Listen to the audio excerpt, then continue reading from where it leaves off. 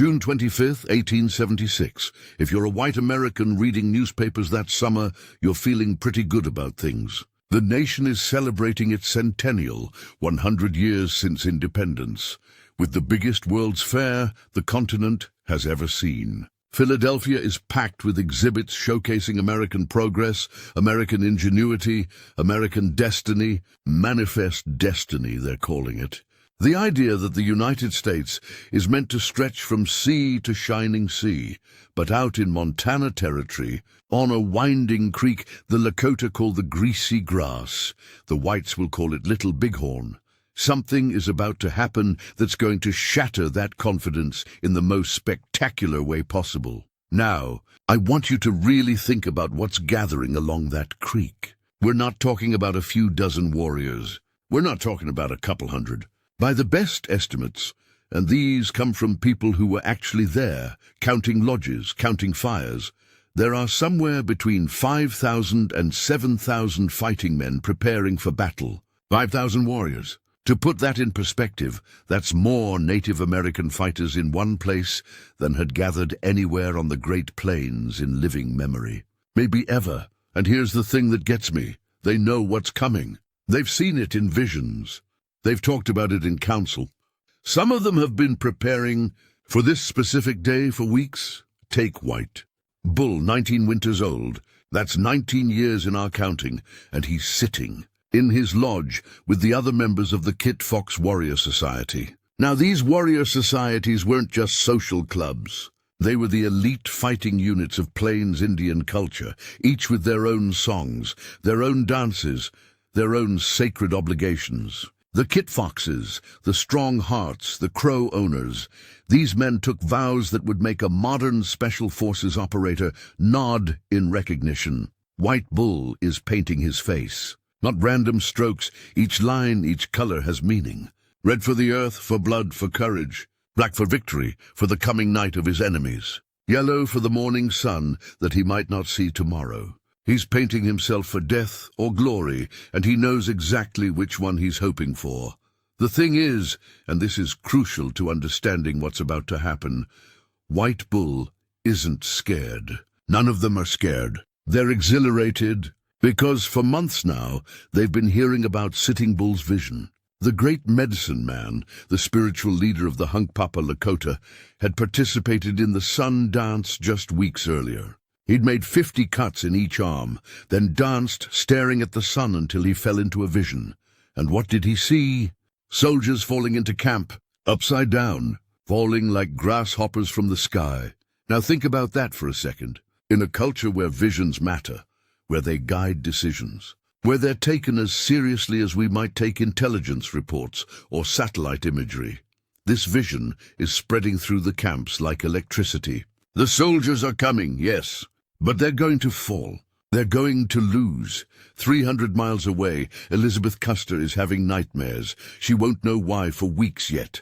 But on this morning, while her husband George Armstrong Custer is preparing to attack what his scouts tell him is the largest Indian encampment any of them have ever seen, Elizabeth is waking up in a cold sweat at Fort Abraham Lincoln. Again, the same dream she's been having for days. Her husband surrounded, falling, and she can't reach him. But let's stay with Custer for a moment, because understanding what he's thinking, what he's feeling, is essential to understanding why this day unfolds the way it does. George Armstrong Custer is 36 years old. He graduated last in his class at West Point, literally last. But during the Civil War, he became the youngest general in the Union Army. He's got flowing blonde hair that he wears long, a sense of personal destiny that borders on the messianic, and political ambitions that everybody knows about. There's talk, serious talk, about him running for president. But first, he needs one more spectacular victory to capture the public imagination, and he's just found it. His scouts have located the village on the Little Bighorn. What they're telling him should make him cautious. They're saying it's huge. They're saying there are more warriors than they've ever seen. Bloody Knife, his favorite Arikara scout, tells him plainly that there are too many, that they're all going to die.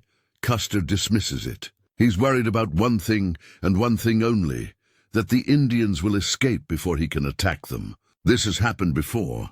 Villages scatter, warriors fade into the landscape, and the glory goes to someone else. He's convinced that if he doesn't strike immediately, they'll slip away.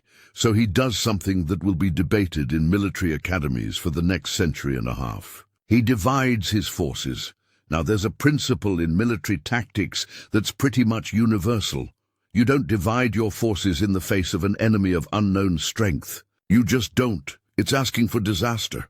But Custer splits the 7th Cavalry into 3 battalions. He sends Captain Frederick Benteen with 125 men to scout to the left. He orders Major Marcus Reno to take 140 men and attack the village from the south. And he takes 210 men, 5 companies, and rides north along the ridgeline. His plan, apparently, is to hit the village from 2 directions simultaneously and crush it between them like an anvil. It's aggressive. It's bold. It's exactly the kind of tactic that made him famous during the Civil War, except this isn't the Civil War, and the Lakota and Cheyenne aren't Confederate cavalry. Major Marcus. Reno crosses the Little Bighorn River around 3 o'clock in the afternoon. His hands are shaking slightly. Whether from nerves or from the whiskey he's been drinking, his men will debate later. He forms his troopers into a skirmish line and charges toward the southern end of the village. And this is where everything starts to go wrong for the 7th Cavalry. The warriors don't run. They don't scatter. They don't panic. They counterattack. Within minutes, and I mean minutes, Reno's charge has stalled. Warriors are appearing from everywhere. From the village, yes, but also from the coulees, from behind every rise and depression in the ground. They're using terrain the soldiers didn't even know was there. And they're not just fighting. They're flanking, maneuvering, coordinating in ways that shatter every stereotype about Indian warfare being undisciplined and chaotic. Reno makes a decision that will haunt him for the rest of his life. He orders a retreat, not a fighting withdrawal, a retreat. Back across the river, up onto a bluff where they can dig in and defend. The retreat turns into a rout. Men are shot out of their saddles crossing the river. Horses stumble and throw their riders. Troopers abandon wounded comrades in their panic to reach safety. In 15 minutes of chaos, Reno loses 40 men killed or missing. 1/3 of his command gone. But here's what's crucial. While Reno is retreating, Custer is riding north. He can hear the firing from Reno's fight, but he can't see what's happening. He's following the ridgeline, looking for a ford, looking for his chance to strike the village from the north and complete his pincer movement. Except the village is so much bigger than he thinks, so much bigger than anyone thinks. Young Black Elk, only 13 years old, will remember this day for the rest of his 90-some years. He's too young to fight, but he's watching from a hillside, and he sees something that makes his blood sing with pride and terror. The entire valley, as far as he can see, is filling with warriors, not hundreds, thousands, mounting their best horses, grabbing their best weapons, painting their faces, singing their death songs, and then he sees Crazy Horse. Now, Crazy Horse is already a legend among his people. Strange, solitary, mystical. He doesn't speak much in council, doesn't seek leadership positions, but in battle he's something else entirely. Warriors follow him because when Crazy Horse leads a charge, impossible things happen. And on this day, Crazy Horse does something that military tacticians still study. He gathers somewhere between 800 and 1,000 warriors. Accounts vary, but it's a massive force. And he doesn't charge directly at Custer's column. Instead, he circles wide to the north and east, using the rolling terrain to stay hidden, then comes at the soldiers from the flank and rear. It's a flanking movement that would make Napoleon proud. Executed by a man who never attended a military academy, never read a tactics manual, but who understood warfare at a level that transcended formal training. Custer suddenly finds himself exactly where no cavalry commander ever wants to be. Caught in the open. Enemy on multiple sides. No room to maneuver. What happens next lasts maybe 40 minutes. Maybe an hour. Time becomes fluid when you're fighting for your life. But we know some things from the archaeological evidence. From the pattern of spent cartridges, from native accounts, from the positions where bodies were found, the soldiers try to form defensive positions on a ridge. They shoot their horses to create breastworks, a desperate measure that tells you how bad things have gotten. They're firing as fast as they can work the actions on their Springfield carbines. Some of the weapons jam from overheating. Some men run out of ammunition and start using their revolvers. The warriors are circling, firing from horseback, with a skill that astounds modern shooters when they try to replicate it. But it's not just the mounted warriors. Others are crawling through the grass, using every fold in the ground to get closer. It's combined arms warfare, cavalry and infantry working together without radios, without formal commands, through shared understanding and experience. Kate Bighead, a Cheyenne woman, watches from close enough to see individual faces.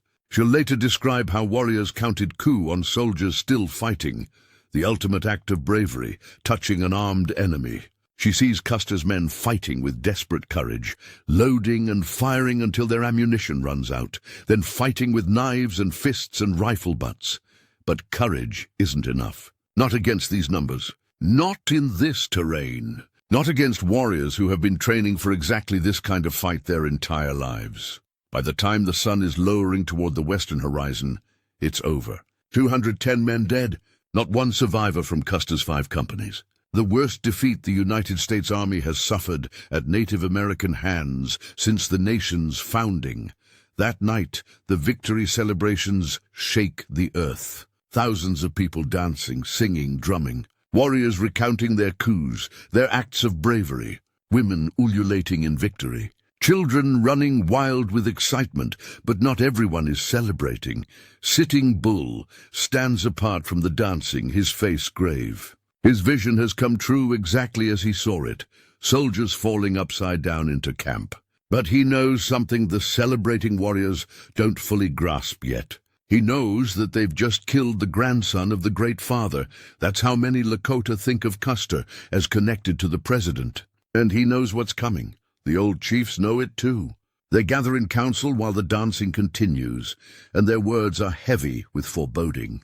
They've won the greatest victory in their history. They've destroyed an entire cavalry regiment. They've proven that the Lakota and Cheyenne are still mighty, still unconquerable. But vengeance is coming. The white man's vengeance. And it will be terrible beyond imagining. To understand how the Lakota became the most formidable light cavalry force in North America, to understand how they got to that moment at Little Bighorn, we need to go back, way back, to a time before they were even called Sioux, before they lived on the plains at all, before they had any idea what a horse was. 300 years before Little Bighorn, the people we'll come to know as the Lakota are living in the woodlands of what's now Minnesota and Wisconsin. They're not nomadic buffalo hunters. They're not fearsome warriors on horseback. They're forest dwellers who hunt deer and gather wild rice and live in permanent villages. They call themselves the Oseti Sakowin, the 7 council fires, 7 related bands speaking the same language, sharing the same culture, and they have absolutely no idea that everything is about to change. The agent of that change, a Spanish conquistador's horse. Actually, thousands of Spanish horses, but let's focus on how this revolution starts. When the Spanish established their empire in Mexico and what's now the American Southwest, they bring horses, lots of them. And here's the thing about horses. They're really, really good at escaping and breeding in the wild. Within a few generations, there are wild horse herds spreading north across the plains. The Pueblo Revolt of 1680 in New Mexico puts thousands more horses into native hands. Suddenly, horses are moving north through trade. Networks faster than the Spanish can believe, and sometime in the late 1600s or early 1700s. The exact date is lost to history. A young Lakota warrior we'll call Thunderhawk becomes the first of his people to see one of these magical beasts. Imagine that moment. You've never seen anything larger than a deer or an elk. Your people have been walking everywhere for countless generations. And suddenly, there's this creature, massive, powerful, fast, and it lets humans ride on its back. The Lakota aren't stupid. They immediately grasp what this means. This isn't just a new animal. This is a revolution in military technology, as profound as the invention of the stirrup or the longbow or gunpowder.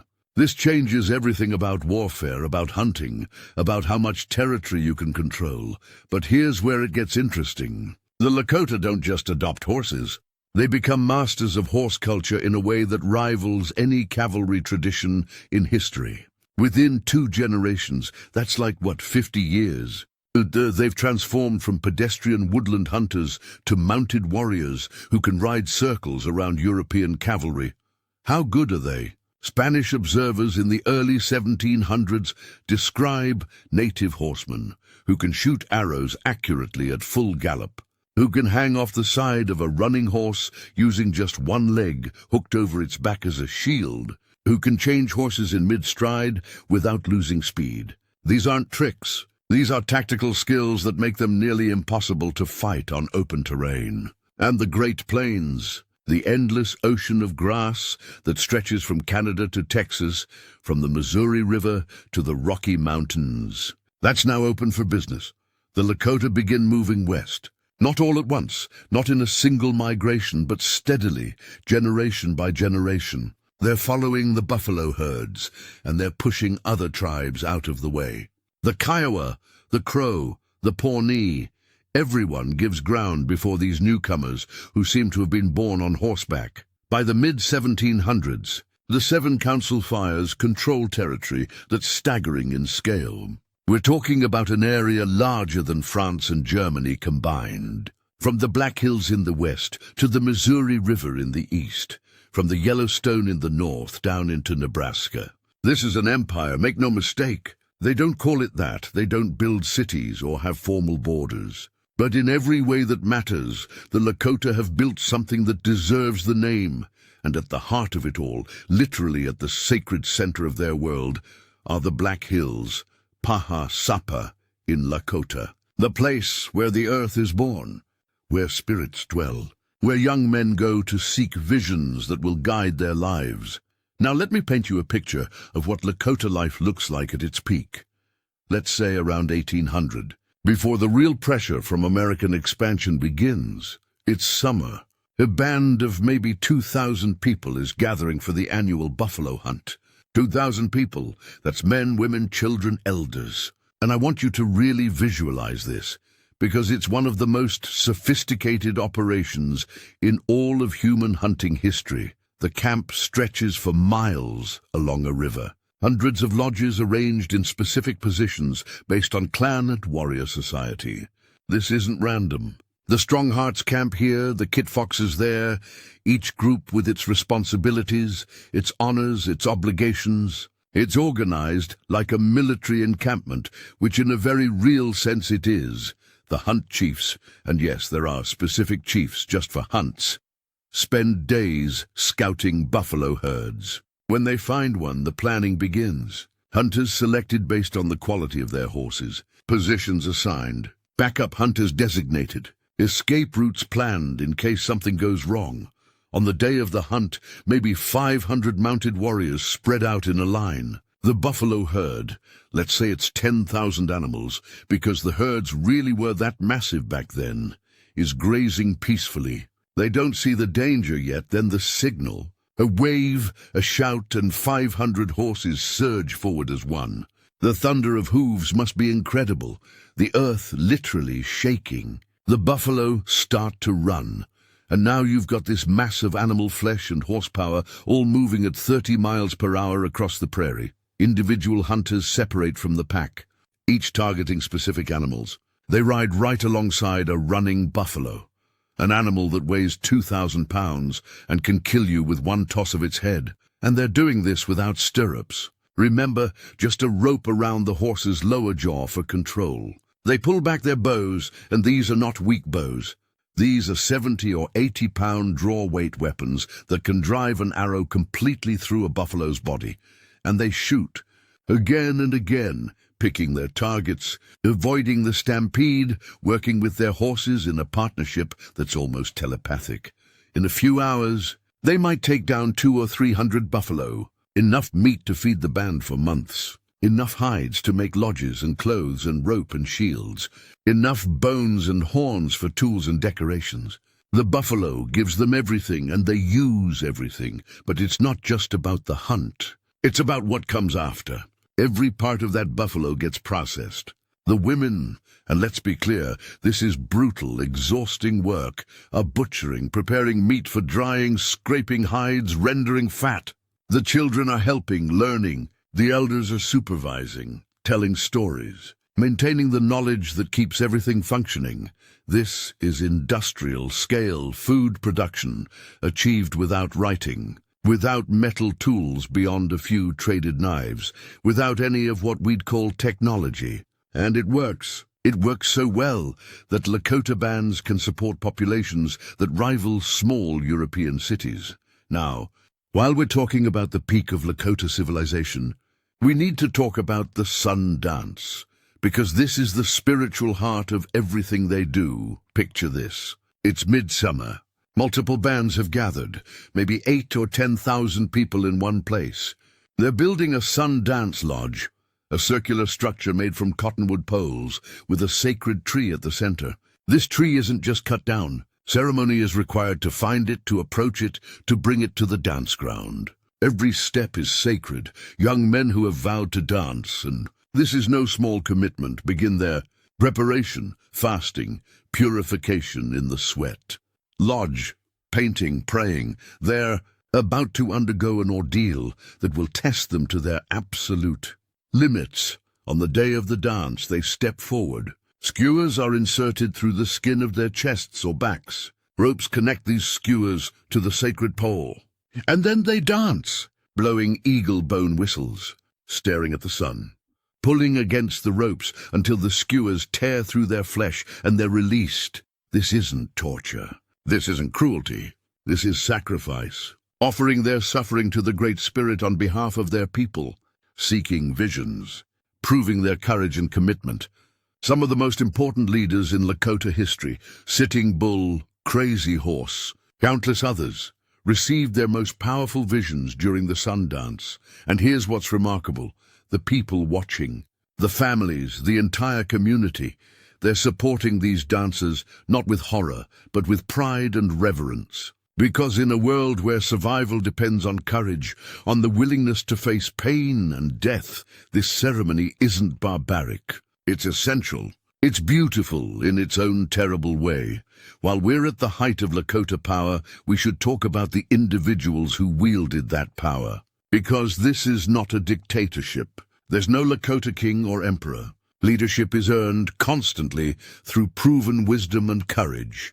Red Cloud emerges as one of the great strategic minds of the mid-1800s. He's not just a warrior, though he's that too with dozens of coups to his name. He's a thinker, a planner, a man who can see multiple moves ahead like a chess master. When war comes with the whites, and we'll get to that in detail, Red Cloud orchestrates a military campaign that forces the United States government to negotiate on Lakota terms. The only time in American history that's happened, Spotted Tail takes a different path. He sees the same threats Red Cloud sees, but he chooses diplomacy. Not surrender, never mistake his approach for weakness, but calculated negotiation.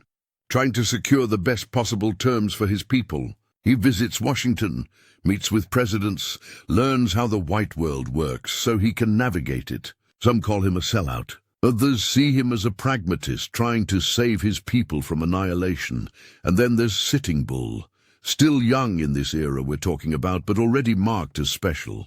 He's not the greatest warrior. He's good, don't get me wrong.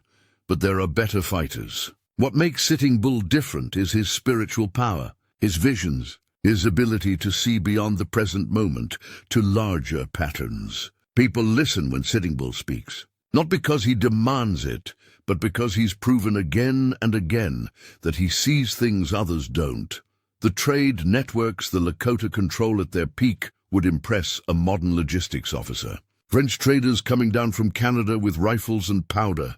Spanish silver working its way up from Mexico. Shells from the Pacific coast. Horses breeding and being traded across thousands of miles. The Lakota sit at the center of this web, and they know it. They're not isolated primitives. They're sophisticated players in a continental economy. But even at the very height of their power, even with tens of thousands of warriors, vast herds of horses, control over territory that spans hundreds of miles, some of the medicine men are having troubling dreams. They see a great wave, white like snow but not snow, rolling across the prairie from the east, swallowing everything. The buffalo disappearing, strange houses sprouting from the earth, iron roads cutting through the sacred places. These visions are dismissed by many. How could such things happen? The Lakota are too strong. The prairie is too vast. The buffalo are infinite.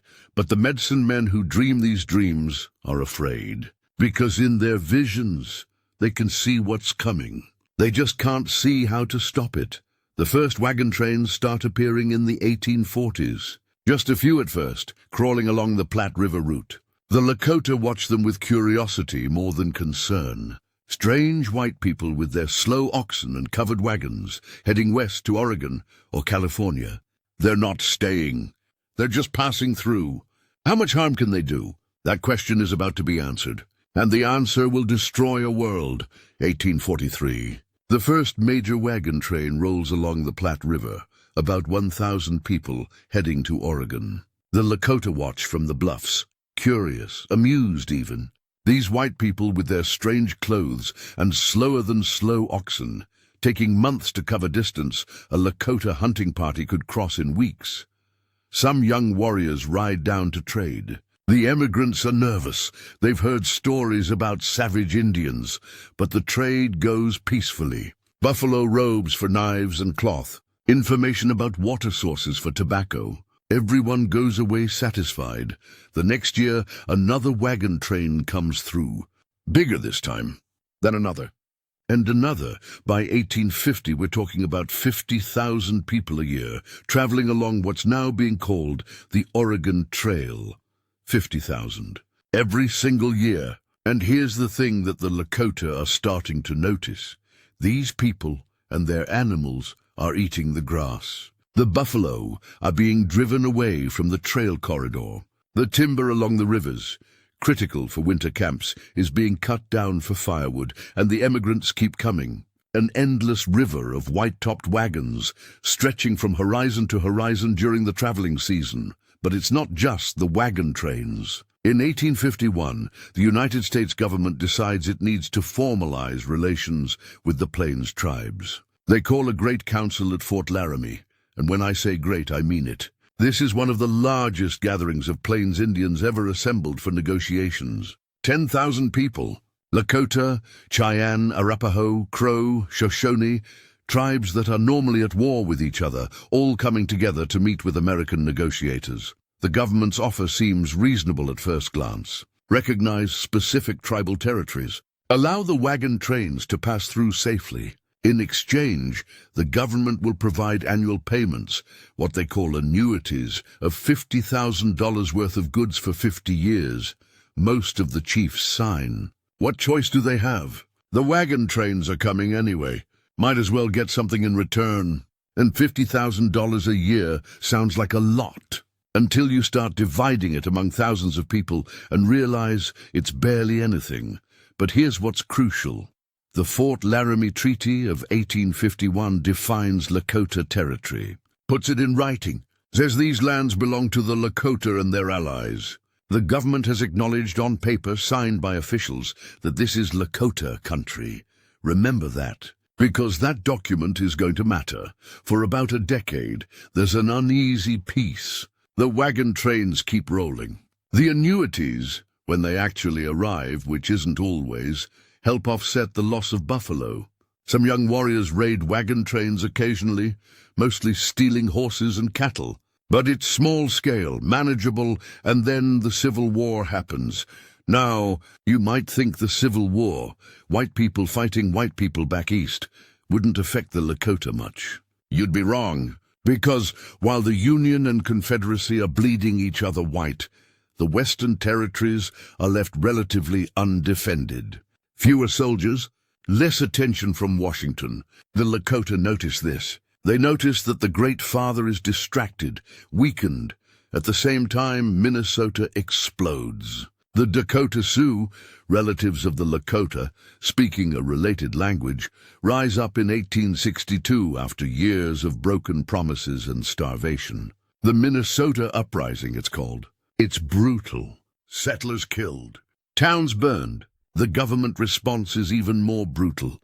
Mass executions, deportations, the Dakota driven from their homeland forever. Lakota warriors fighting in Minnesota bring home stories and weapons and a burning awareness that when the whites feel threatened, they don't negotiate. They annihilate, but the real crisis begins in 1863 when a man named John Bozeman decides to open a new trail. The Bozeman Trail, he calls it. It's a shortcut from the Oregon Trail, up through Wyoming, into the Montana goldfields.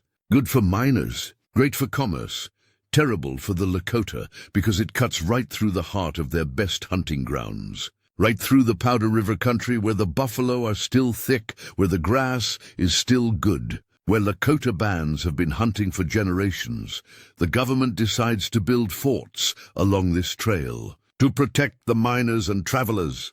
Fort Reno, Fort Phil Kearny, Fort C.F. Smith, these aren't trading posts. These are military installations, garrisoned with soldiers, built to stay.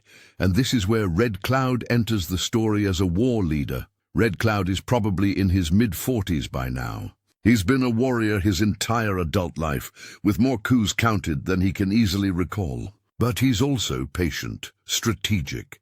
He watches these forts going up in 1866, and he doesn't immediately attack. He observes, studies, learns the routines, the weaknesses, the patterns, and then he begins what military historians now call Red Cloud's War. It's not one big battle. It's asymmetric warfare, a term we use now, but they didn't have back then. The Lakota and their Cheyenne and Arapaho allies harass supply trains, ambush woodcutting parties, shoot at sentries, keep the forts under constant pressure. The soldiers can't leave without getting attacked, can't gather firewood without losing men, can't do anything without looking over their shoulders. The garrison at Fort Phil Kearny is on edge. The commander, Colonel Henry Carrington, is a by-the-book officer who's never fought Indians before. He's cautious, defensive. His soldiers mock him for being too careful. One of his officers is Captain William Fetterman, young, ambitious, supremely confident. Fetterman has been heard to boast, and this is documented, this is in letters and diaries, that with 80 men he could ride through the entire Sioux nation. Red Cloud is listening. He hears these stories. He knows about Fetterman's arrogance. And on December 21st, 1866, he decides to give Fetterman exactly what he wants. The setup is brilliant. A small party of warriors attacks a wood train near the fort. The standard response would be to send out a relief force, which is exactly what happens. Fetterman volunteers to lead it, gets permission, takes exactly 80 men. His magic number. The decoy warriors retreat, slowly, just fast enough to stay ahead, not fast enough to lose contact. They're leading Fetterman away from the fort, over a ridge, out of sight of the sentries. Fetterman is so focused on catching these warriors that he violates his orders not to pursue beyond a certain point. And then he rides over Lodge Trail Ridge. Waiting on the other side are somewhere between 1,500 and 2,000 warriors. They've been hiding in the coulees, behind the ridges, invisible, until the exact moment Fetterman commits himself. Red Cloud springs the trap. What happens next takes 40 minutes. 80 soldiers against maybe 2,000 warriors. The outcome is never in doubt. Fetterman's men try to form a defensive position, but they're completely surrounded. They fire until their ammunition runs out, then fight with pistols, then with rifle butts and knives. When relief forces finally make it over the ridge, they find 80 bodies. Not one survivor. The soldiers have been stripped. This is standard practice, taking the enemy's equipment, and many have been mutilated. This isn't savagery for its own sake. In Plains warfare, this is about preventing the spirit from following you into the afterlife. It's spiritual warfare as much as physical. The news reaches the East Coast and causes a sensation. An entire command wiped out. 80 men killed in the heart of what's supposed to be secured territory. The newspapers scream for revenge. More soldiers are sent, more forts planned, but Red Cloud isn't done. For the next year and a half, he keeps up the pressure. The wagon box fight in August 1867, where soldiers with new breech-loading rifles hold off a massive assault. The hayfield fight a few days later. Attack after attack after attack, and here's the remarkable thing: it works. The United States government, in the middle of fighting the most successful Indian war in American history, decides the Bozeman Trail isn't worth it. Too expensive, too many casualties, too much trouble. They ask for peace talks.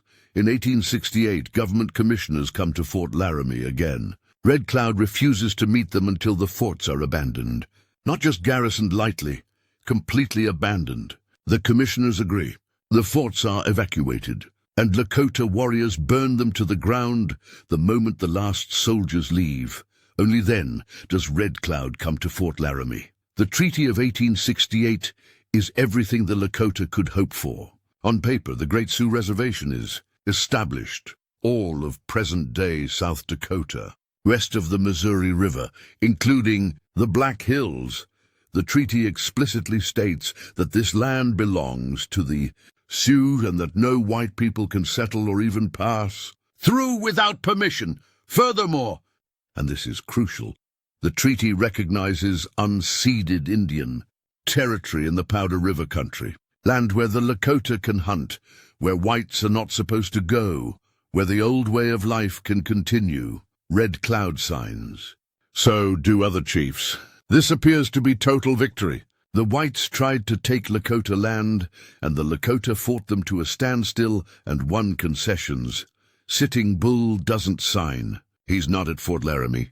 He's out in the unceded territory with his band, and he doesn't trust any of this. Crazy Horse doesn't sign either. They're the traditionalists, the ones who think any treaty with the whites is a trap. They're going to be proven right. For 6 years, the treaty mostly holds. The reservation system starts to change Lakota life. Many bands settle near agencies where rations are distributed. It's easier than hunting, especially as the buffalo are noticeably fewer every year. The northern herds are being systematically slaughtered by white hunters who take only the hides and leave the meat to rot. This isn't subsistence hunting. This is industrial extermination. Buffalo Bill Cody becomes famous for killing over 4,000 buffalo in 18 months. Commercial hunting operations shoot hundreds of animals a day. The army encourages it because military leaders like General Sheridan understand something crucial. The Plains Indians can't maintain their way of life without buffalo. Kill the buffalo, and you force the Indians onto reservations. But the real breaking point comes in 1874. Lieutenant Colonel George Armstrong Custer, him again, leads a military expedition into the Black Hills. Officially, it's a scientific and mapping expedition. They bring geologists, naturalists, scientists. The geologists find gold, lots of gold. Custer's dispatches reach the newspapers. The story explodes. Gold in the Black Hills, mountains of it, if the reports are to be believed. And suddenly every broke prospector, every failed farmer, every man looking to strike it rich is thinking about heading to the Black Hills. The government tries to keep them out, half-heartedly. A few miners are turned back. But by late 1874, early 1875, they're flooding in. Hundreds, then thousands. Then 10,000 miners swarming into Pahasapa like ants on a carcass. The Lakota are furious. This is their sacred land. This is explicitly protected by treaty. A treaty signed less than 7 years ago. They send complaints to Washington. They tell the Indian agents. They demand the miners be removed. Nothing happens. Or rather, nothing effective happens. A few token efforts to evict miners, but for everyone turned back, 10 more sneak in. So the government decides to solve the problem by buying the Black Hills. Just purchase them outright. Make it legal. They send commissioners to negotiate. The asking price starts at $6 million. For the entire Black Hills, $6 million for land that's sacred, that's protected by treaty, that contains gold worth many times that amount. The commissioners meet with Lakota leaders in September 1875. 20,000 Indians gather for the council. Red Cloud is there, Spotted Tail, other agency chiefs, but also Sitting Bull, Crazy Horse. The traditionalists, Sitting Bull's response to the offer becomes legendary. He doesn't shout, doesn't threaten. He just makes his position absolutely clear. He will not sell the land where his people are buried. He will not sell Pahasapa, not for $6 million, not for $60 million. The Black Hills are not for sale at any price. The council breaks up with nothing resolved. The commissioners return to Washington and report failure. And here's where the government makes a decision that changes everything. If the Lakota won't sell, if the miners are going to be there anyway, then the problem is the free-roaming Lakota themselves, the traditionals, the ones who won't come to the agencies, who still hunt in the unceded territory, who reject the reservation system. In December 1875, the government issues an ultimatum. All Lakota must report to agencies by January 31st, 1876. Anyone who doesn't will be considered hostile and dealt with accordingly. It's winter, the worst time to travel. The bands in the Powder River country are scattered, sometimes 100 miles from the nearest agency. The messengers who carry this ultimatum often can't even find the camps. They're supposed to notify, and even if every Lakota could physically make it to an agency by the deadline, which they can't, why would they? They're in unceded territory. Territory that the Treaty of 1868 explicitly says they have the right to occupy. The deadline passes. Most of the traditional bands don't come in. They probably don't even know about the deadline. The government declares them hostile and orders the military to begin operations. General Sheridan develops a plan. 3 columns of soldiers will converge on the Powder River country. General Crook from the south, Colonel Gibbon from the west, General Terry with Custer's 7th Cavalry from the east. Somewhere between these converging columns are the hostile Lakota and Cheyenne. The soldiers will find them, engage them, force them onto reservations. It's a good plan, on paper. The kind of pincer movement that looks great in a war room, but the Lakota aren't staying still. Word spreads through the agencies, the soldiers are coming. The government has broken the treaty. They're taking the Black Hills by force. Agency Indians start leaving. Hundreds, then thousands. Young men mostly, but also whole families. They're riding out to join the traditional bands, to join Sitting Bull and Crazy Horse, to make a stand. By spring 1876, the camps in the Powder River country are swelling. Bands that are normally scattered are coming together. The old men are having council. The warrior societies are preparing. The medicine men are seeking visions. Sitting Bull fasts and prays. He participates in the sun dance, making 50 cuts in each arm as an offering.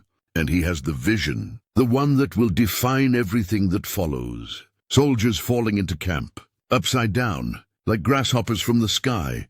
The vision spreads through the camps like wildfire. The people take it as a promise. The Great Spirit has shown Sitting Bull that victory is coming, that the soldiers will fall. By June, the camps have merged into something unprecedented. 40,000 people, 7 circles representing different bands and tribes. Lakota, Cheyenne, Arapaho, the largest concentration of Free Plains Indians in history, and 5,000 warriors. Maybe more. They're not running. They're not hiding. They're waiting, waiting for the soldiers to come, waiting for Sitting Bull's vision to come true. And on June 25th, 1876, when scouts report a large column of blue-coated cavalry approaching from the east, the warriors begin to paint their faces and sing their death songs. The vision is about to become reality. Spring 1876. If you're standing on a bluff overlooking the Little Bighorn Valley, what you see defies comprehension. A moving city. That's the only way to describe it. 7 enormous camp circles stretching along the river for miles. Lakota Hankpapa, Lakota Oglala, Lakota Minneconjou, Lakota Sans Arc, Lakota Blackfeet, not the Blackfeet Nation, different group, but Lakota, who call themselves that. Northern Cheyenne. Northern Arapaho, 7 circles, each with its own internal organization, its own leadership, its own warrior societies. Wooden Leg is a young Northern Cheyenne warrior, maybe 18 years old. He'll live into his 80s and tell his story to researchers, giving us one of the most detailed native accounts of what this gathering was like. And what strikes you reading his words is the sheer scale of it all, 40,000 people. Think about that number. In 1876, that's larger than most American cities. San Francisco has maybe 150,000, Chicago around 400,000. But out here in Montana Territory, in what's supposed to be wilderness, there are 40,000 people living in portable lodges, moving as one organism following the buffalo herds. The horse herds alone are staggering. Every family needs multiple horses. Warriors need their best war horses, plus others for hunting and travel. Conservative estimates put the total at 15 to 20,000 horses. The sound of that many horses grazing, moving, must have been like distant thunder that never stops. Wooden Leg describes the daily routine. Women tanning hides, making clothes, preparing food. Children playing games, learning to ride, being trained in the skills they'll need. Old men telling stories, keeping the history alive. Warriors practicing, racing horses, preparing weapons. And every few days, the entire massive camp packing up and moving to fresh grazing, following the buffalo. This isn't chaos. This is a highly organized society on the move. Every lodge knows its place in the circle. Every warrior society has its duties. There are camp police, Akichita, who enforce decisions made in council, who ensure no one hunts buffalo early and scares the herd, who maintain order among thousands of people. And the food consumption? Wooden Leg talks about the constant hunting needed to feed this many people, even with 40,000 buffalo in the area. And there are still herds that large in 1876. The hunters have to be out constantly. Hundreds of pounds of meat consumed every single day. But here's what's crucial to understand. This gathering isn't normal. The Lakota and Cheyenne don't usually concentrate like this. It's dangerous. Too many people in one place can't sustain themselves for long. The buffalo get hunted out. The grass gets overgrazed. Disease can spread. Conflicts between groups can escalate. They're together for one reason. The soldiers are coming. The government has declared war. And the decision has been made. If the whites want a fight, they'll get one. But this time, instead of scattered bands getting defeated in detail, the people will stand united. News keeps arriving. Runners from the agencies report that the soldier columns are moving. General Crook from the south, Colonel Gibbon from the west, General Terry from the east. The trap is being set, just like General Sheridan planned, except the Lakota know about it. They have scouts out everywhere. They know where the columns are, how many soldiers, how fast they're moving. The whites think they're hunting Indians. The Indians know exactly where the hunters are. On June 17th, Crazy Horse leads a huge war party south and hits Crook's column at Rosebud Creek. It's a massive, chaotic battle. Over 1,000 warriors swarming Crook's forces. The soldiers have modern rifles and Crow and Shoshone scouts, but the Lakota and Cheyenne fight with a ferocity that stops Crook in his tracks. He retreats, takes his column back south to lick his wounds and wait for reinforcements. One column eliminated from the field without Crook even knowing what he was up against. The warriors return to the main camp, triumphant. They've proven that united, concentrated, they can stop a professional military force. The confidence is sky high. Sitting Bull's vision is being validated. The soldiers are coming and they're going to fall, but let's shift perspective now. Because while the Lakota are gathering and celebrating their victory at the Rosebud, Lieutenant Colonel George Armstrong Custer is pushing his regiment hard. The 7th Cavalry has been marching for weeks. They left Fort Abraham Lincoln in late May, part of General Terry's column. The regiment is nominally at full strength, about 650 officers and men, but really it's under strength like most frontier units. Some companies have 40 men when they should have 60. Custer is in a strange mood on this campaign. He's just returned to duty after being suspended for testifying against President Grant's brother in a corruption scandal. His career has been in jeopardy. He needs a victory, not just any victory, a spectacular one that captures the public imagination and revives his political prospects, and he's worried he won't get the chance. There are other columns in the field. What if Gibbon finds the Indians first? What if Crook gets another crack at them? Custer has convinced himself that the Indians will scatter and run the moment they spot soldiers. That his challenge is finding them before they escape, not defeating them once he does. His officers notice his mood. Captain Frederick Benteen, a crusty veteran who doesn't like Custer much, writes in his journal about the colonel's obsession with glory.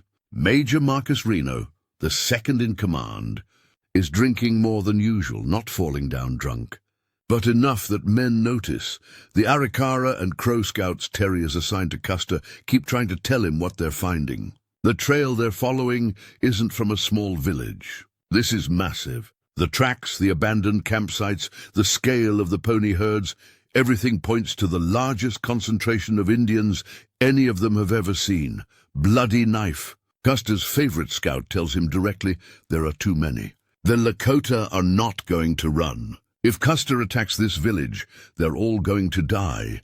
Custer dismisses it. He's fought Indians for years. They always run. Always.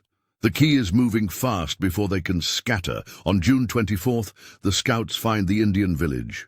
Or rather, they find where it is generally, somewhere along the Little Bighorn River.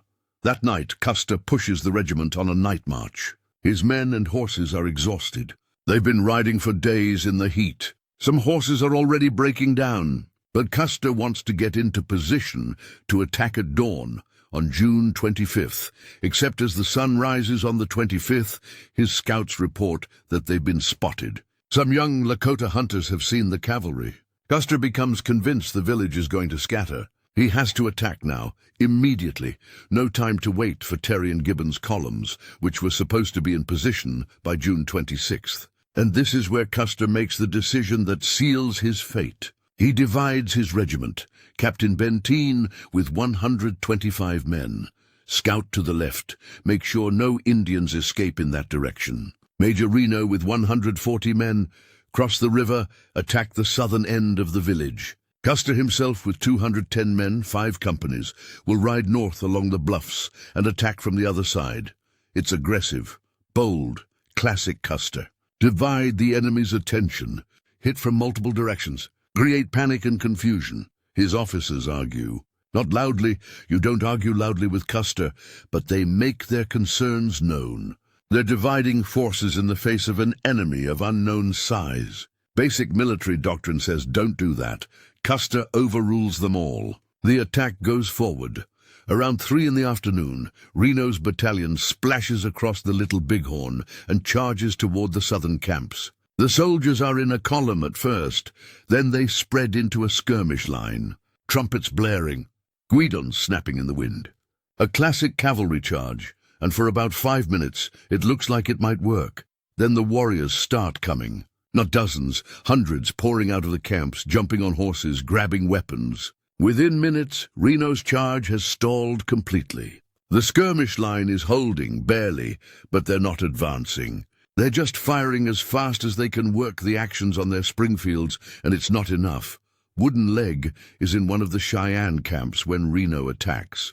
He describes the chaos, women screaming, children crying, everyone running for the horses. But also the organization, the warrior society leaders shouting orders, groups forming up, the older warriors getting the women and children to safety, while the younger men grab their weapons. He grabs his Winchester, captured from a soldier in an earlier fight, vaults onto his horse, and rides toward the sound of gunfire. And what he sees makes his heart soar. Soldiers, blue-coated cavalry, just like Sitting Bull's vision. They're here. It's happening. Reno's already in trouble. Warriors are working around his flanks. Some are crawling through the tall grass. Others are charging on horseback, firing, wheeling away, charging again. It's not a solid line of battle like Civil War combat. It's fluid, chaotic, terrifying if you're not used to it. After maybe 15 minutes of this, Reno cracks. He orders a retreat, not a fighting withdrawal, a panicked retreat back across the river and up onto a bluff. The retreat turns into a rout. Men abandon the skirmish line and run for their horses. Some horses bolt. Troopers are shot down running for the river. The crossing is chaos. Horses and men and bullets and screaming. Bloody Knife, riding next to Reno, takes a bullet in the head. His blood and brains spray across Reno's face. The major is splattered with the scout who warned him this would happen. They make it to the bluffs, but they've lost 40 men. Dead, wounded, or missing in the chaos. 1/3 of the battalion gone, just like that. But the warriors don't press the attack on Reno's position. They break off, because something else is happening to the north. Custer's column has been spotted. From the native perspective, from multiple accounts gathered later, what happens next has an almost dreamlike quality.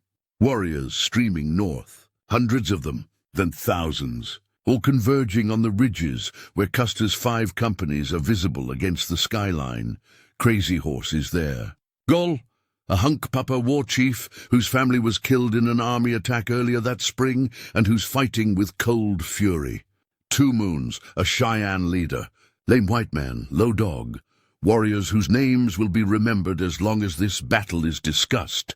Custer tries to maneuver. He's looking for a ford to cross the river and attack the village directly. But everywhere he looks, there are more warriors. The terrain is broken. Coulees, ravines, ridges. Perfect for the Lakota style of warfare. Terrible for cavalry trying to maintain formation. The companies start taking fire. Not massed volleys, but individual warriors shooting from cover. Picking off soldiers. Killing horses. Creating chaos. Crazy Horse executes his flanking movement. Takes nearly 1,000 warriors wide to the north and east. Using the terrain to stay hidden, then comes in from the side and rear.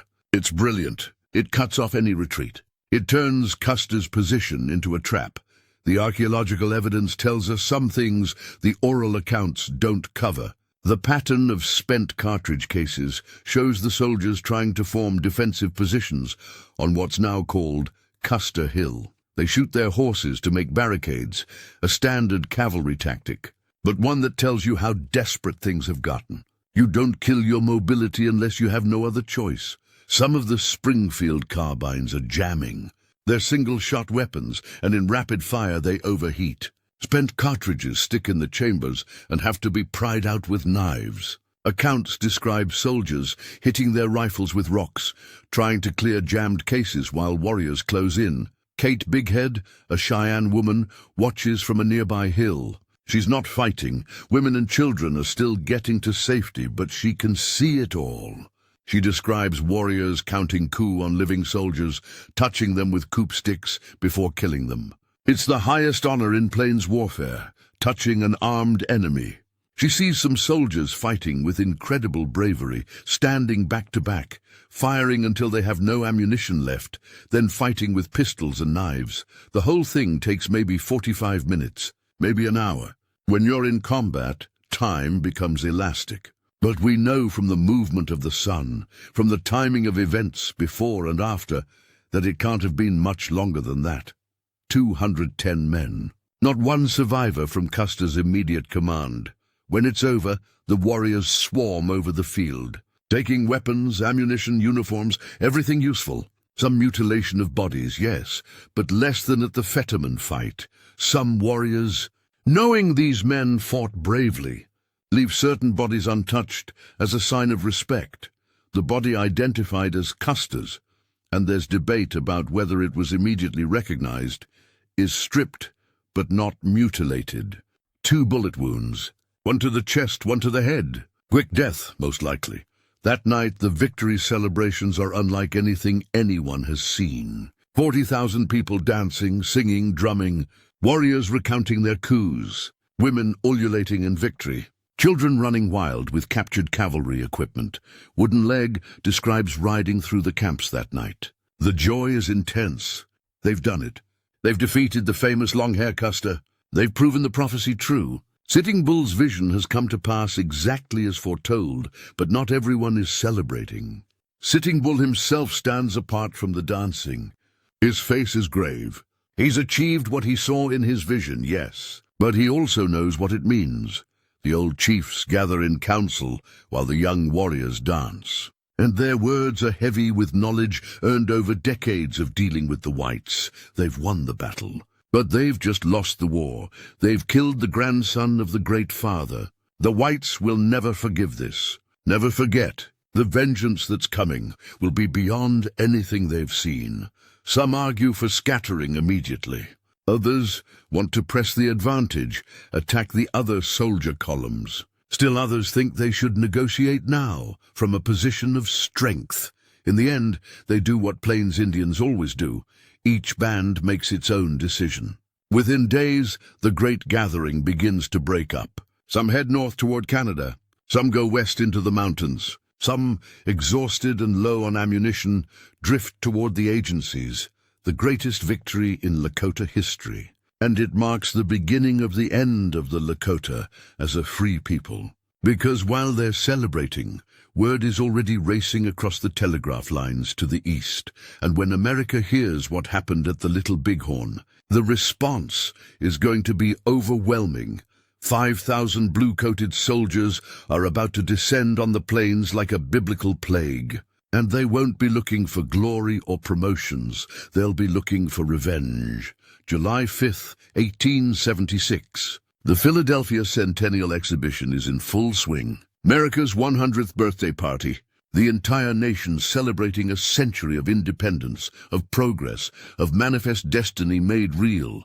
And then the telegram arrives. Custer dead. Entire command wiped out. 7th Cavalry destroyed. The reaction isn't just shock. It's rage. Pure, incandescent rage that sweeps across the country like wildfire. Newspapers print extra editions. The headlines scream betrayal, massacre, savagery. Political cartoons show Custer and his men being butchered by howling savages. Never mind that it was a straight-up military engagement. The narrative becomes fixed almost immediately. This was an atrocity that demands retribution. General William Tecumseh Sherman, the man who burned his way through Georgia during the Civil War, who understands total war better than almost any American alive, sends a one-sentence message to General Philip Sheridan. Do whatever is necessary, and Sheridan knows exactly what that means. Within 90 days, 5,000 additional soldiers pour into Sioux country. Not militia, not poorly trained frontier troops. Professional soldiers, veterans of the Civil War.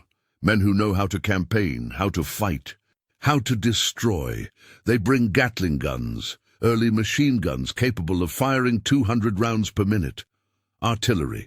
The new Springfield rifles with better sights and more reliable ammunition. Supply trains that can sustain operations through the winter.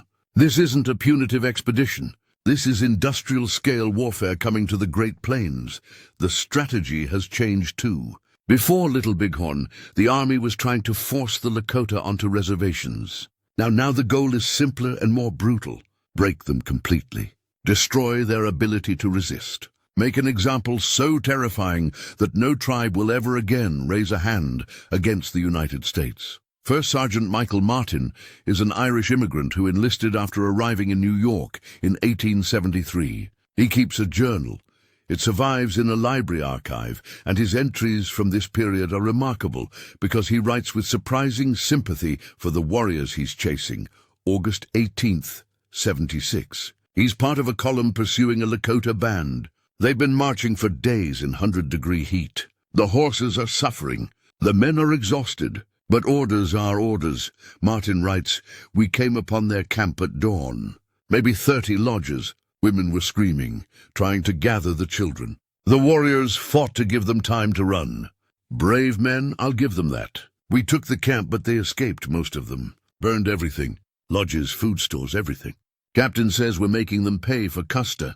I wonder what these people think they're paying for. Most of them weren't even at the Little Bighorn. This is the new strategy. Don't seek pitched battles. The Lakota are too good at those. Instead, find their camps. Hit them at dawn when they're scattered and vulnerable. Burn their lodges. Destroy their food stores. Kill their horse herds. In the summer, this is devastating. In the winter, it's genocidal, because here's what the military understands, that the public doesn't. You can't actually catch mobile plains Indians in the summer if they don't want to be caught. They know the terrain. They travel light. They can move 50 miles in a day when they need to. The army, with its supply wagons and artillery, maybe 20 miles if the terrain is good. But in winter, the Lakota are vulnerable. They need shelter. They need stored food. They need to keep their horse herds close. The warrior society system that makes them so effective in battle requires them to camp together in groups large enough to be spotted. So the army campaigns through the winter of 1876 to 1877. This is unusual. Frontier army posts traditionally went into winter quarters, waiting for spring. Not this year. This year, columns are in the field through sub-zero temperatures, through blizzards, hunting Lakota camps. September 9th, 1876. Slim Buttes. A column under General Crook, the same Crook who was stopped at Rosebud Creek, locates a village of 37 lodges. It's American Horse's band, Minikonju Lakota. Maybe 200 people total. The attack comes at dawn. The village is surprised, barely armed. The soldiers capture the camp quickly. American Horse and some warriors hold out in a ravine for hours, but it's hopeless. American Horse is gutshot. He holds his intestines in with his hands while he negotiates surrender. The soldiers burn everything. Winter food supplies, hundreds of pounds of dried meat, robes and blankets. They shoot the horses, can't take them, can't let the Lakota recover them. Better to kill them all. The survivors, mostly women and children, are marched to the nearest agency. In September, this is survivable. In December, it would be a death march. Martin's journal from Slim Buttes found Custer guidons in the camp. 7th Cavalry flags captured at Little Bighorn. The men went crazy when they saw them. Some wanted to kill all the prisoners. Officers stopped it barely. I'm not sure what we're doing here is better than killing them outright. We took everything. Left them with nothing. Winter is coming. The pattern repeats. October, November, December. Attack after attack after attack. The Lakota try to stay ahead of the columns. They split into smaller bands. Harder to track, harder to surprise. But smaller bands are also more vulnerable, less able to defend themselves, and they're running out of ammunition. This is crucial. After Little Bighorn, they captured maybe 2,000 rounds from Custer's command. Sounds like a lot, but distributed among 5,000 warriors, it's not much, and they can't get more. The agencies where they used to trade for ammunition, locked down. No one is selling guns or powder to Indians anymore. The army has unlimited ammunition. Factories in the east producing millions of rounds. Supply trains bringing fresh cartridges every week. It's arithmetic. The Lakota are firing their last bullets. The army is just getting started. Woodenleg describes the winter of 1876 to 1877 as the time when hope died. His band, Northern Cheyenne under Dull Knife, is trying to stay free. They're in the Bighorn Mountains. Cold, but they have shelter. Some food cached, some ammunition left. November 25th, 1876. Colonel Ranald Mackenzie, one of the Army's best Indian fighters, a veteran who lost 3 fingers at Petersburg during the Civil War and just kept fighting, finds Dull Knife's village. 1,100 soldiers attack at dawn. The Cheyenne fight desperately. The battle rages for hours, but they're overwhelmed. The soldiers take the village, burn it, 200 lodges, all the winter food, all the robes and blankets. In November, in the Bighorn Mountains, Woodenleg escapes with his family, but they have nothing. No food, no lodges, no warm clothing. The temperature is below zero. He describes people dying, not from bullets, from the cold. Old people first, then children. They're walking through snow trying to reach another Lakota camp. Any camp. Some people's feet freeze. Frostbite turns to gangrene. They can't stop to help. Stopping means everyone dies. When they finally reach Crazy Horse's camp a week later, Woodenleg says 11 people from his extended family are dead, frozen, starved, exposure. This is happening across the northern plains. Band after band getting hit, losing everything, fleeing into winter with nothing. Catherine German is an officer's wife at Fort Robinson. She keeps a detailed journal, unusual for the time, and her entries from this winter make for difficult reading. January 1877. She writes about Lakota bands coming in to surrender, starving, frozen, children with frostbite so severe their fingers and toes are black, women carrying dead infants they couldn't keep warm. She describes one scene that haunts her, a Lakota woman arriving with 3 children. The oldest may be 7, the youngest she's carrying in a blanket. The youngest is dead, has been dead for days, but the mother won't put the body down because once she admits the child is dead, it's real. The agency doctor has to physically take the frozen body from her arms. Catherine writes, "I came west thinking the Indians were savages who needed civilizing. Now I watch us starving them into submission, and I don't know what we are.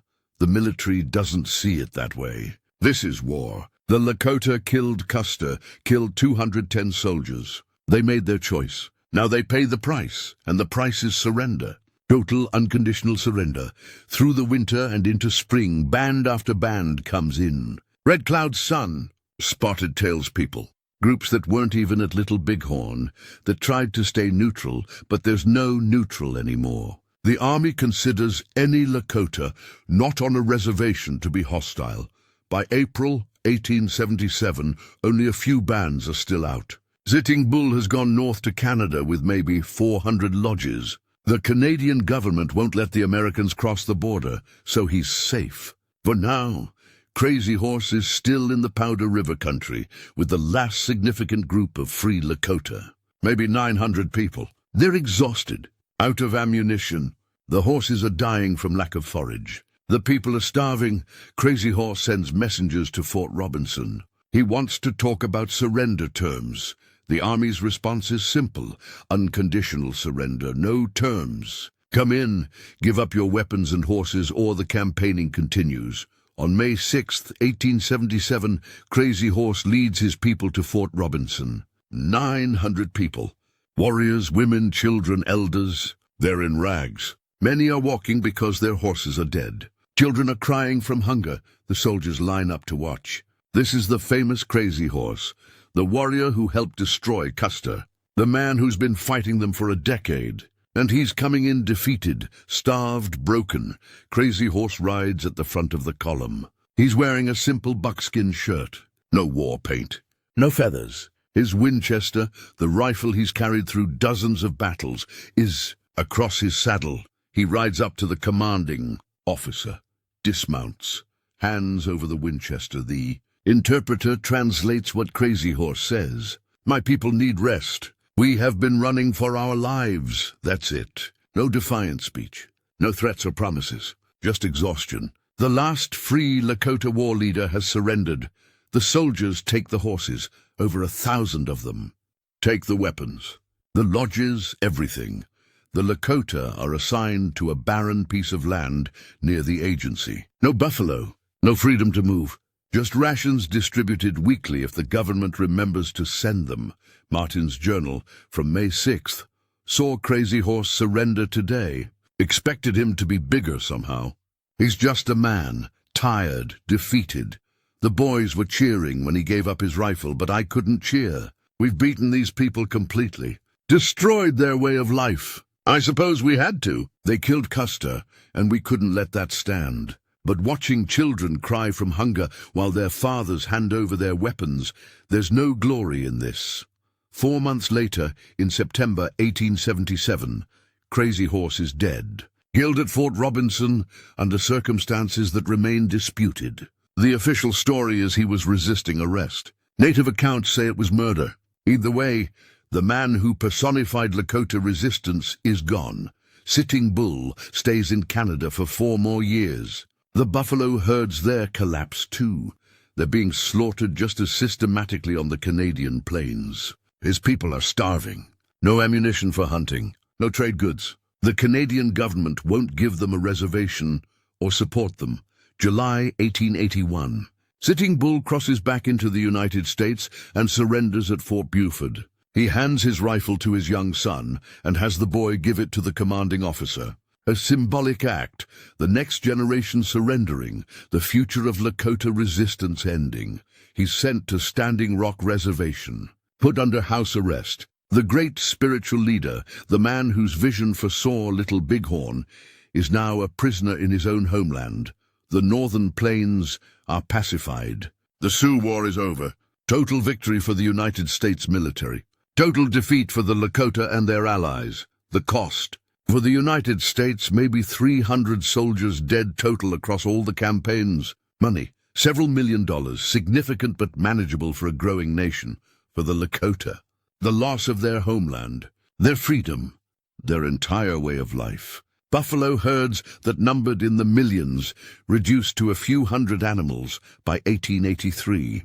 The open plains they've mastered for a century now, divided by railroads, fenced by ranchers, settled by farmers, and they're confined to reservations, fragments of their former territory, dependent on government rations that often don't come, that are frequently spoiled or inadequate when they do. The warrior societies that once struck fear into armies are now reduced to reminiscing old men. The Sundance is illegal, banned by the government as barbaric. Speaking Lakota in schools will soon be forbidden. 5 years after the greatest victory in their history, the Lakota have lost everything. The whirlwind has passed, and it has left nothing standing. 1890. 13 years after Little Bighorn. The Lakota are confined to reservations in South Dakota. The great chiefs who fought the white man, Red Cloud, Spotted Tail, are old men now, their power ceremonial at best. Crazy Horse has been dead for 13 years. Sitting Bull is living at Standing Rock Reservation, theoretically a prisoner, but mostly just isolated and ignored. The buffalo are gone. Not reduced, gone. In 1870, there were millions. By 1883, maybe a few hundred survive. The massive herds that sustained Plains Indian life for generations have been systematically exterminated. The pile of buffalo skulls at a bone-crushing plant in Detroit in 1890 stands 20 feet high and stretches for half a mile. That's not a metaphor. Actual photographs exist. The Lakota are supposed to be receiving government rations to replace the buffalo. Beef, flour, sugar, enough to survive on. But the rations are inadequate. The beef is often spoiled. The government agents skim off the top, selling rations meant for Indians and pocketing the money. And the ration allotments keep getting reduced. In 1889, Congress cuts Lakota rations by half. No explanation, no consultation, just, you're getting half as much food now. People are starving, literally starving. Children with distended bellies from malnutrition. Old people dying because they can't survive on the reduced rations. Warriors who once controlled 500,000 square miles now standing in line for moldy flour. Disease is rampant. Measles, influenza, whooping cough. Diseases the Lakota have no immunity to, spreading through crowded reservation conditions. The population is crashing. Some estimates suggest the Lakota population has dropped by 1/3 since the wars ended. And the government's solution to all this, more forced assimilation. The Dawes Act of 1887 breaks up communal reservation land and assigns individual allotments to families. The idea is to make the Indians into farmers. Never mind that much of the land isn't suitable for farming. Never mind that Plains Indians are pastoralists and hunters, not agricultural people. The government knows best.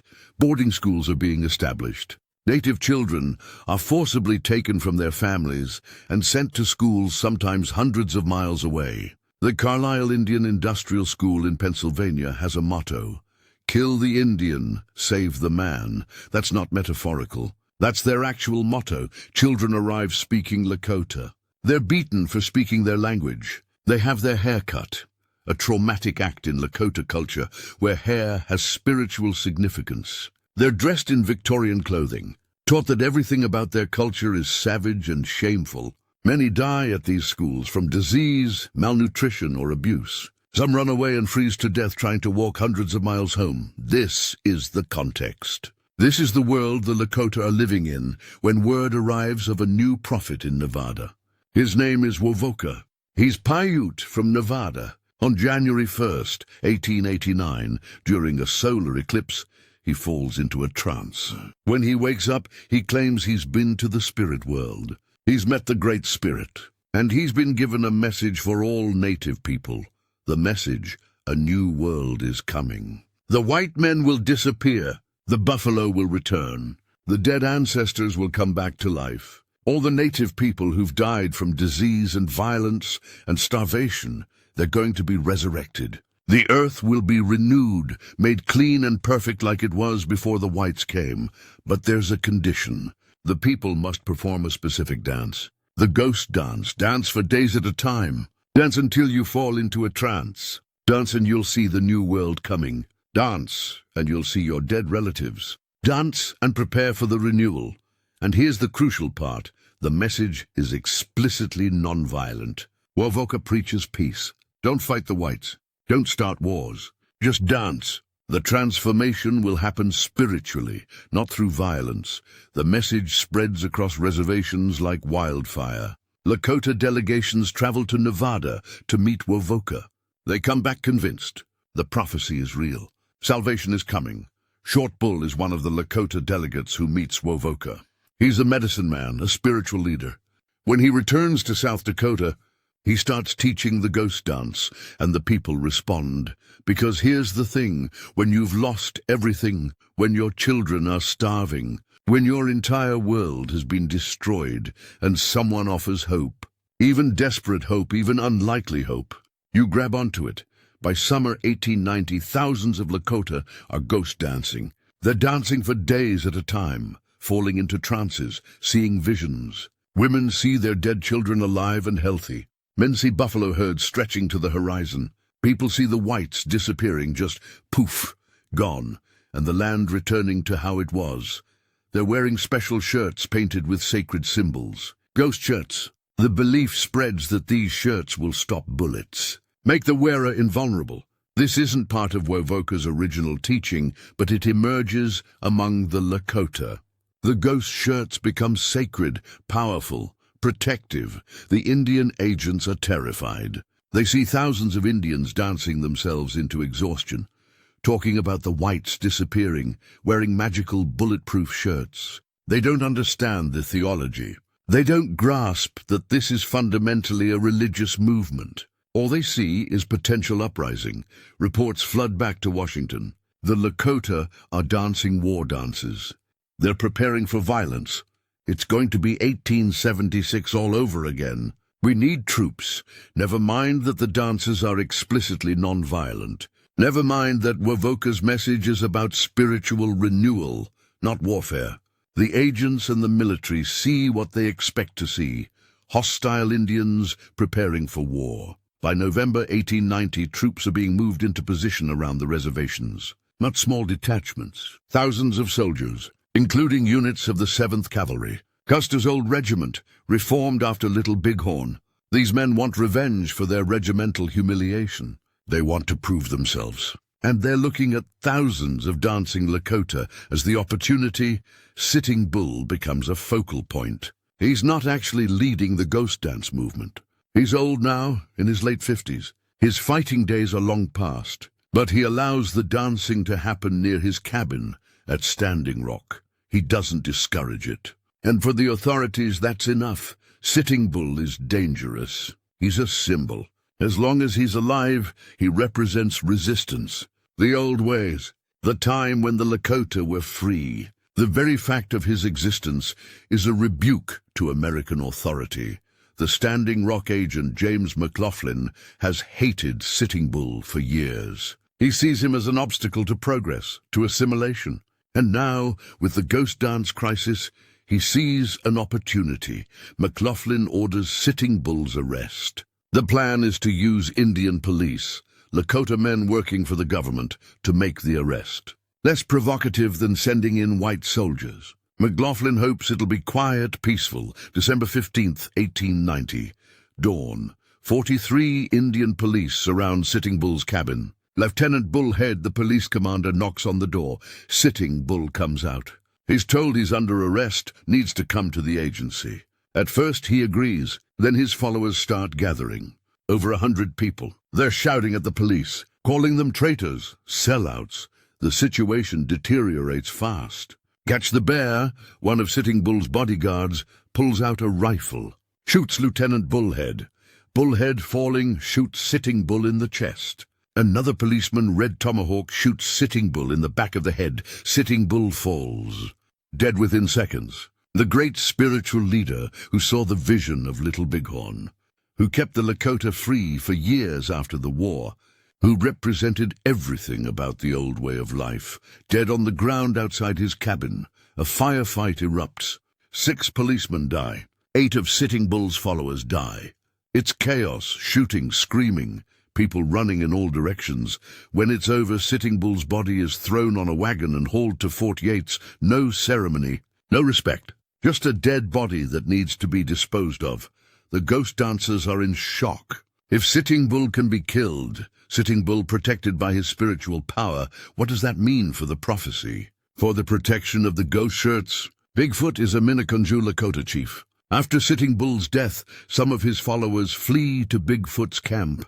Bigfoot decides to take his entire band, about 350 people, mostly women and children, to Pine Ridge Reservation. He's heard that Red Cloud wants to make peace, to calm things down. Bigfoot thinks if he goes to Pine Ridge, surrenders peacefully, this crisis can end without more bloodshed. The army thinks differently. They see Bigfoot's band as hostile ghost dancers fleeing to join other hostiles. The 7th Cavalry is ordered to intercept them, December 28, 1890. Bigfoot's band is intercepted near Wounded Knee Creek. Bigfoot himself is sick with pneumonia, coughing up blood. The band is exhausted, cold, hungry. They're not resisting. They agree to camp at Wounded Knee and surrender the next morning. That night, 4 Hotchkiss guns, small artillery pieces that fire 2-pound explosive shells at 50 rounds per minute, are positioned on the hills overlooking the camp. 500 soldiers from the 7th Cavalry surround the 350 Lakota. December 29th, morning. The soldiers begin disarming the Lakota. Warriors are told to bring their weapons to a central point. Some comply, others are reluctant. A rifle might be a man's most valuable possession, cost him months of work to acquire. The situation is tense.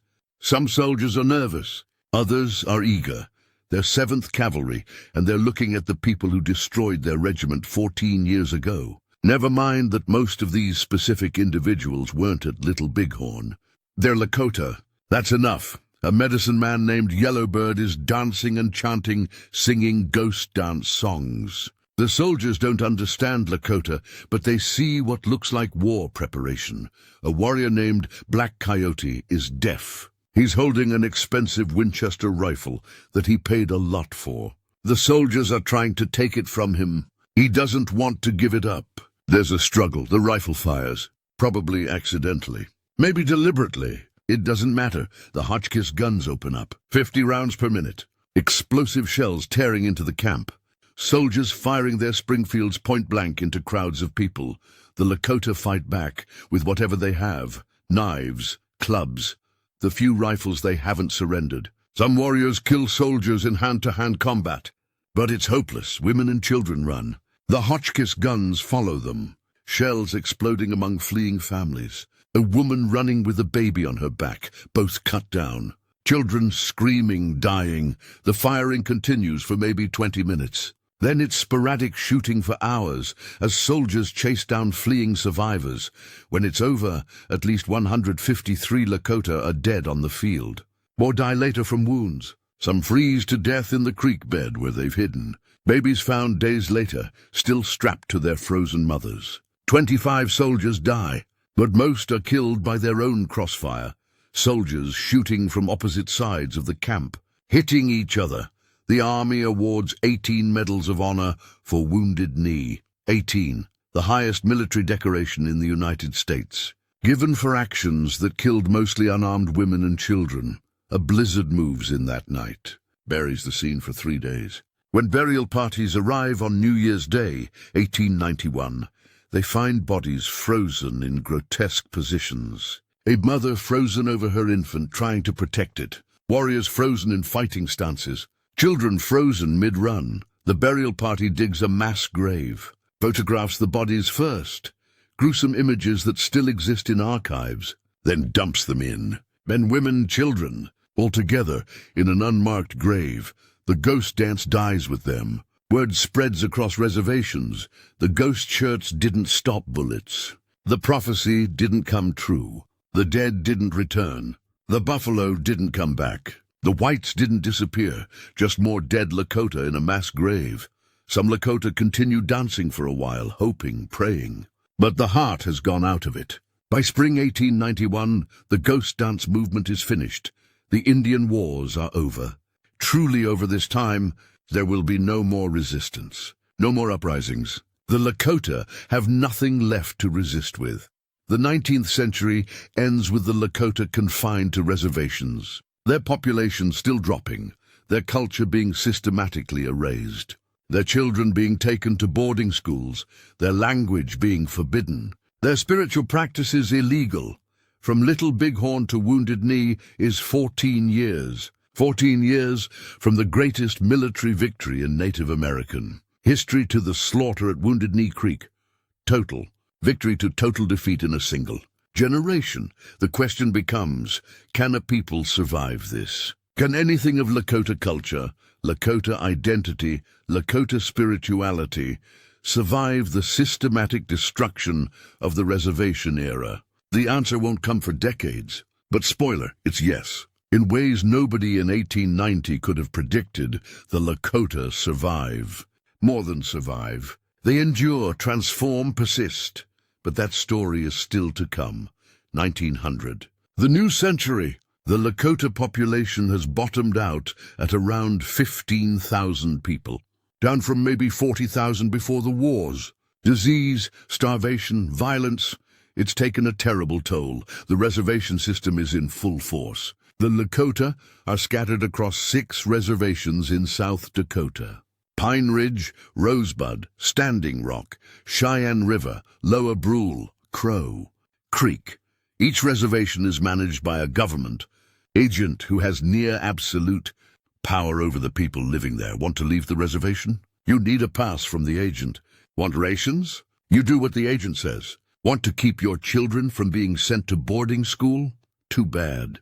The agent decides. The boarding school system is ramping up. Thousands of Lakota children are being taken, and I mean taken, forcibly removed from their families, and sent to schools designed explicitly to destroy their culture. The Carlisle model has spread. Kill the Indian, save the man. Children arrive speaking Lakota. Within weeks, they're forbidden to speak it. Caught speaking Lakota, beatings, mouth washed out with soap. Solitary confinement, they're given English names. Running Bear becomes Robert. Walks with Thunder becomes William. Sacred names given by grandparents, names with meaning and history, are erased and replaced with names from a list. The girls are taught to be domestic servants, sewing, cooking European food, cleaning. The boys are taught trades, carpentry, blacksmithing, farming. The message is explicit. Everything about your culture is worthless. You must become like white people to have any value, and if you resist, punishment is severe. Children are beaten for practicing traditional customs, for singing traditional songs, for speaking their language. Some are locked in basements. Some are put in restraints. The abuse is systematic, institutional. Many die. Tuberculosis sweeps through the overcrowded dormitories. Pneumonia, influenza, children who've never been away from their families. Suddenly in a foreign environment, speaking a foreign language, eating foreign food, their immune systems collapse. Some die from disease, others from abuse, some from despair. There are documented cases of children simply giving up, stopping eating, willing themselves to die. The Sundance, the central religious ceremony of the Lakota, is illegal, banned by the government as barbaric. Practicing it can mean jail time. Government agents and police actively hunt for Sundances, arrest participants, destroy Sundance grounds. Traditional medicine men are targeted, their sacred bundles confiscated, their ceremonies disrupted. The government wants Christianity to replace traditional spirituality. Missionaries are encouraged. Churches are built on reservations. Converting to Christianity can mean better rations, better treatment. This is cultural genocide. That term gets thrown around loosely sometimes, but this is the actual definition, the systematic destruction of a culture, its language, its religion, its social structures, with the explicit goal of making it cease to exist. And for decades, it seems to be working. But here's the thing about culture. It's not just ceremonies and languages. It's carried in memories, in stories, in the knowledge that grandmothers pass to grandchildren when no one's watching. In hidden valleys and remote corners of reservations, the old ways persist, quietly, secretly. The Crow Dog family on the Rosebud Reservation becomes legendary for this. Leonard Crow Dog's grandfather keeps the sun dance alive underground. Not the full ceremony, too risky, too easy to spot. But the knowledge, the songs, the prayers, the sacred procedures. They hold ceremonies in remote locations, small groups, lookouts posted to watch for police. If agents approach, everyone scatters. The sacred pole gets hidden. The evidence disappears. For 50 years, the Sundance continues in secret. Knowledge passed from generation to generation, whispered, hidden, protected. The government thinks it's been stamped out. The old men know better. Language preservation happens the same way. Grandmothers speak Lakota to grandchildren when the government teachers aren't around. Stories are told in the old language. Not in public. In public, everyone speaks English, obedient and assimilated. But in the homes, in the private spaces, Lakota survives. The winters are the worst. Government rations are supposed to sustain reservation populations, but they're always inadequate. Agents skim off the top. Supplies arrive late or spoiled. People are hungry, cold, sick, but they survive. Generation after generation, they survive. World War I happens. Despite everything, Lakota men volunteer for the army. Hundreds of them. They fight in France, in the trenches, come home with medals. The irony isn't lost on anyone. They can fight for America but can't vote, can't leave their reservations without permission, can't practice their religion. The 1920s see some reforms. The boarding school system is criticized, even by white reformers who see the abuse and question whether this is really the best approach. Some children are allowed to attend day schools on reservations. Not many, but some. World War II brings more change. Again, Lakota men volunteer in huge numbers. They serve in the Pacific, in Europe. The Navajo code talkers are famous, but Lakota soldiers serve with distinction too. Some die. Others come home changed, having seen the world, having fought alongside people who treated them as equals. After the war, things start to shift. Slowly, very slowly. But shift. The boarding schools are still operating, still traumatic, but the worst abuses are being curtailed. Some reservations get their own schools where Lakota teachers can be hired, where the language quietly starts being taught again.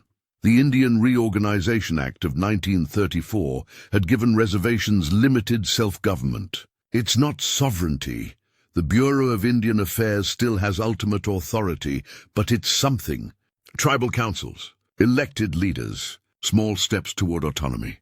The 1960s and 70s bring a cultural revolution. The civil rights movement inspires native activists. Young Lakota are angry. They've grown up hearing stories from their grandparents about the old days, about freedom, about a time when their people weren't confined, weren't poor, weren't treated as inferior. The American Indian Movement, AIM, forms in 1968. Dennis Banks, Russell Means, other activists start organizing, protesting, demanding treaty rights be honored, demanding sovereignty, demanding respect. In 1973, AIM activists occupy Wounded Knee, the site of the massacre 83 years earlier. They declare it independent Lakota territory. The occupation lasts 71 days. Federal marshals and FBI agents surround the site. There are shootouts. 2 activists die. The occupation ends, but it changes something. It announces to the world that the Lakota are still here, still fighting. Not with weapons like at Little Bighorn, with protests, with media, with demands for justice, but still fighting. 1978, the American Indian Religious Freedom Act finally finally, makes it legal for Native Americans to practice their traditional religions. After nearly a century of prohibition, the sun dance can be performed openly. The first public sun dance in generations happens on the Pine Ridge Reservation. Old men who learned the ceremony in secret are there to teach the younger generation. The sacred pole is raised, warriors pierce their skin and dance. Women ululate. The songs that haven't been sung publicly in living memory echo across the prairie. People weep, young and old, because this isn't just a ceremony. This is resurrection. This is proof that the culture didn't die, couldn't be killed. The 1980s bring economic changes. The Indian Gaming Regulatory Act of 1988 allows tribes to open casinos on reservation land. Not all reservations can take advantage. You need to be near population centers. But those that can suddenly have revenue, real money for the first time in over a century, casinos are controversial. Some see them as salvation, funding schools, hospitals, programs. Others see them as a Faustian bargain, perpetuating stereotypes and dependence. But the money is real. The Prairie Wind Casino on Pine Ridge, the Grand River Casino on Standing Rock, revenue that doesn't come from government handouts or land leases. Education improves. Some reservations build their own schools with casino revenue. Hire Lakota teachers. Develop Lakota language curriculum. Teach history from a Lakota perspective, not the sanitized version where manifest destiny was inevitable and good, but the real history. The treaties, the violations, the resistance. Young people start learning who they are, what their people accomplished. The pride that was beaten out of their grandparents starts returning. Sitting Bull College opens on Standing Rock Reservation. Oglala Lakota College on Pine Ridge. Sintagleska University on Rosebud. Tribal colleges where Lakota students can get degrees while staying connected to their culture, their community. The Lakota language makes a comeback. Not everywhere. Not completely. Many elders have died taking knowledge with them. But programs start. Immersion schools for young children. Apps and websites for learning. Dictionaries, grammar guides. Kids who grew up speaking only English start learning Lakota. It's hard. Complex grammar sounds that don't exist in English. But they persist. Because language is identity. Language is connection to ancestors. Language is survival. The legal battles continue. The Black Hills claim, remember the sacred Pahasapa that gold miners invaded, has been in the courts for decades. In 1980, the Supreme Court rules that the Black Hills were taken illegally, awards the Lakota tribes over $100 million in compensation. The Lakota refuse the money, all of them. Every tribe. The Black Hills were never for sale, aren't for sale now. The money sits in a trust account growing with interest. It's over $1 billion now. The Lakota want the land back, not the money. The sacred mountains where their people have sought visions for generations. Where Crazy Horse was born. Where the center of the world exists. The legal battle continues. The money stays untouched. The Black Hills remain in federal and private hands. But the refusal to accept money sends a message. Some things aren't for sale. Some things can't be compensated for. Modern Lakota face complicated realities. Unemployment on some reservations exceeds 50%. Poverty rates are staggering. Alcoholism and drug abuse, legacies of trauma and despair, devastate families. Suicide rates, especially among young people, are heartbreaking. But alongside the challenges, there's renewal. Powwows drawing thousands. Young people dancing traditional dances, wearing traditional regalia. Not as museum pieces, but as living culture. Lakota musicians blending traditional songs with modern styles. Hip-hop artists rapping in Lakota. Rock bands with traditional drumming. The culture evolving, adapting, surviving. The Little Bighorn battlefield, once called Custer battlefield, honoring only one side, gets renamed in 1991. The National Park Service starts including native perspectives. Tribal historians give tours. The Indian Memorial is dedicated in 2003, finally honoring the Lakota and Cheyenne who fought there. Lakota veterans of Iraq and Afghanistan return to reservations. They're honored with traditional warrior ceremonies. Songs that haven't been sung for specific purposes in generations are revived. Because these young men have walked the warrior path, just in different wars, different contexts. The seventh generation. There's a prophecy, attributed to Crazy Horse, though the attribution is disputed, that after 7 generations of suffering, the people would begin to heal, would reclaim their culture, would rise again.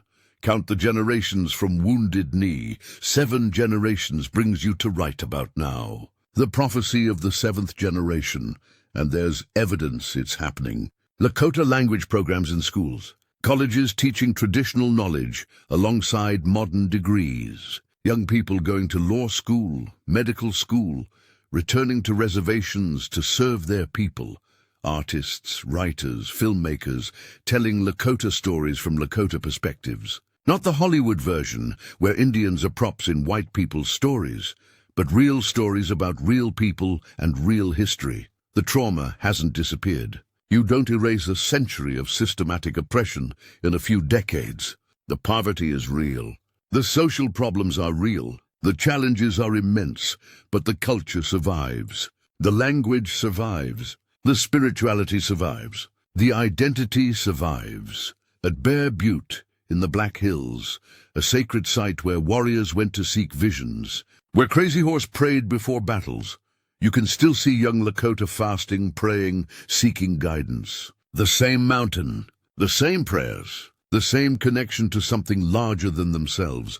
The Lakota are still here, still dancing, still speaking their language, still practicing their spirituality, still fighting for their rights and their land. From Little Bighorn to Wounded Knee to the present day, it's a story of unimaginable loss, of cultural destruction on a scale that should have annihilated a people completely, but it's also a story of survival, of resistance, of grandmothers' whispered stories keeping language alive, of grandfathers teaching ceremonies in secret, of young people reclaiming identity that was supposed to be erased. The Lakota survived smallpox, survived the destruction of the buffalo, survived the wars, survived Wounded Knee, survived the boarding schools, survived a century of systematic cultural genocide. And they're not just surviving now. They're thriving, rebuilding, reclaiming, because some fires can't be extinguished. No matter how much water you pour on them, no matter how hard you stamp them out, somewhere an ember survives. And given oxygen, given fuel, given time, the fire returns. The sacred fire of the Lakota never died. It was hidden, yes, reduced to embers, absolutely, but never extinguished, and now it's burning again.